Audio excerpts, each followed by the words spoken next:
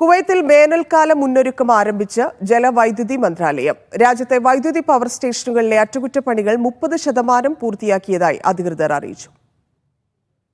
രാജ്യത്ത് വേനലിൽ വെള്ളത്തിന്റെയും വൈദ്യുതിയുടെയും ക്ഷാമമുണ്ടാകാതിരിക്കാൻ മന്ത്രാലയം വിശദമായ പദ്ധതികൾ ഒരുക്കിയിട്ടുണ്ടെന്ന് power plants and water distillation acting assistant under secretary Haitham Al Ali പറഞ്ഞു.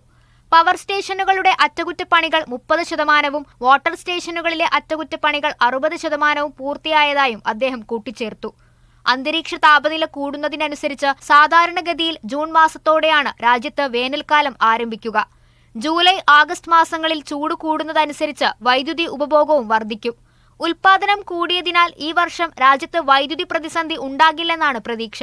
ഗൾഫ് ഇന്റർകണക്ഷൻ അതോറിറ്റിയുമായി ഏകോപിപ്പിച്ച് 1000 മെഗാവാട്ട് വൈദ്യുതി വാങ്ങാൻ വൈദ്യുതി മന്ത്രാലയത്തിൽ ധാരണയായിട്ടുണ്ട്.